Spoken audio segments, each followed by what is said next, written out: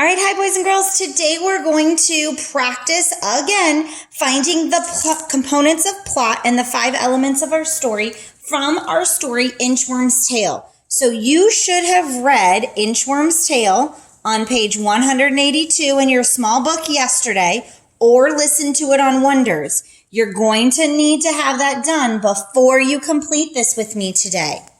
Okay, so if you have not read Inchworm's Tale yet, go and do that before you do your video. You're going to look for your paper that says Inchworm's Tale with the questions on one side and then the graphic organizer on the other side. You might also want to pull out your graphic organizers from last week so you can look at them as we talk about this. Have your book next to you so you can go back and forth. All right, so let's start off. We can do the easy parts. Let's put our title on. Inchworm's Tale. And then let's talk about those first elements, the setting and the characters. So remember, setting and characters are introduced right at the beginning of the story. So when I'm sitting reading my story, I see right away at the very beginning that they were exhausted and climbed onto a large, flat rock. Okay, so I already am seeing that this is taking place on a large, flat rock.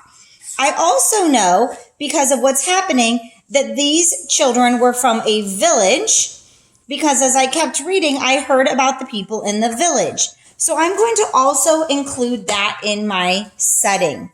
So from my story, my setting was a large, flat rock. And remember, our characters were stuck on our large, flat rock. And then I'm also going to put mountain village in here because the village people were involved in our story, and that's where our girls were originally from. All right, now let's go to our characters. And again, I'm going right to the beginning of the story. And right in the beginning, I see Anant and Anika as our main 2 characters. But as you know, when you read, we were also introduced to 2 other important characters, and you can even see them on some pictures here as you go through. The hawk and the inchworm. Remember, they were also important characters also. So we want to not just include the main 2, but we want to include important characters. Now, there were other animals also in our story, but they were not as important. They were what we call minor characters. And right now, we're just trying to pull out the major characters. All right, and then the next part, right at the beginning, again, we're in the beginning, was the problem. And what happened was here. A strange and mysterious thing happened as they slept. The rock beneath them grew and expanded until it reached the clouds. The children were so high, they searched for a way to climb down, but they could not find a path. So on the first page, I have not only found my characters and my setting, but I have found my problem that they are stuck on this large cloud above the sky, or above a large rock in the clouds. Excuse me. So let's write Anant and Anika. Start with our characters. We're stuck on a large, flat rock above the clouds. They are so high up, they can't even get down, and they are stuck on this rock. Oh no, what are we going to do? So the parents that were down in the village, well, of course they were worried. They were like, what are we going to do? So remember, the villagers who couldn't find them, the first thing they did was they tried to search for the girls. So the villagers tried to search for the children. Actually, I don't think they're girls. I'm sorry. For the children. Remember, that was an attempt to solve the problem because that's what the rising action was. That didn't work. So then they also tried to send different animals. So Hawk and other animals, remember we had bear, we had mouse, mountain lion. Hawk and other animals tried to rescue them. Remember they thought they could all rescue them? But they failed. And so that is the key component of the rising action. The rising action is when the characters try to solve the problem, but they can't. And as they're trying, all of a sudden, we have this change in the story.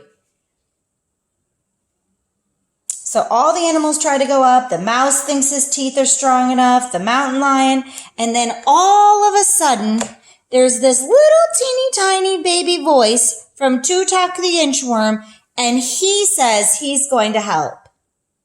So now we have a completely different change. We have these big, powerful animals, and now this teeny inchworm. What? That's crazy. That's our climax in the story. The change in the feeling is when Two-Talk Inchworm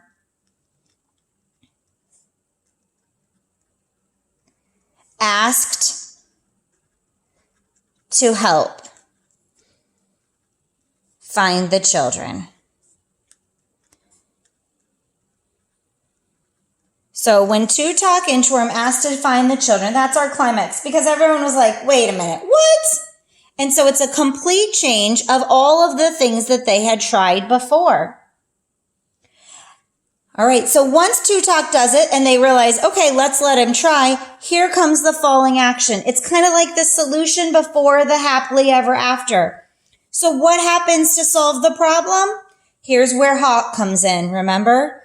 Hawk carried Inchworm to the top of the rock,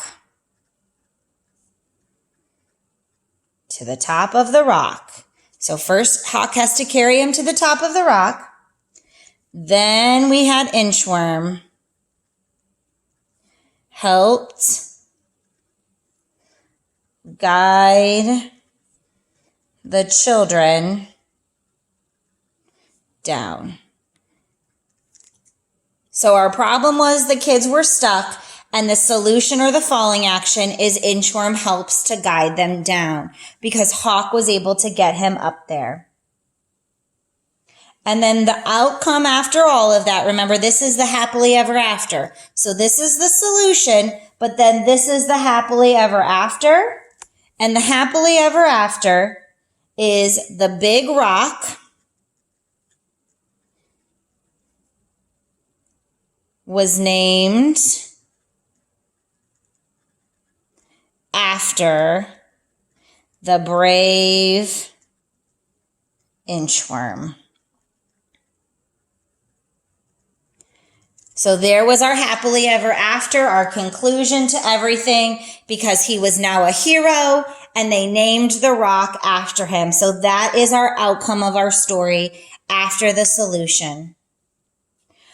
All right, so we had our problem, our trying to solve the problem, our change in the story, our solution, and then our happily ever after.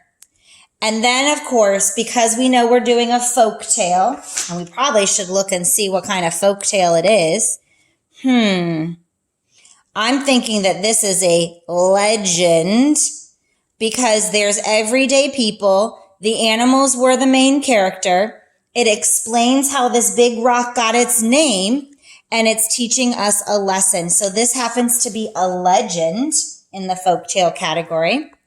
So our lesson that we're supposed to be is that, size doesn't matter. We can also put anyone can be a hero. Those are two lessons that we could take away from our story today. Size doesn't matter, and anyone can be a hero. All right. So now that we've looked at a story and pulled out the components, you're going to be reading later this week a different folktale called Martina the Beautiful Cockroach. And in that story, you're going to figure out what is Martina's problem? How does she try to solve her problem? What is introduced that changes it? What's the solution to Martina's problem? And then what is the happily ever after? So you're going to do the same with that story. I want you for your next assignment to take your graphic organizer, answer your questions, and then submit those in your next assignment. All right, you guys have done a great job with plot. We're going to keep working hard on this so that you become masters.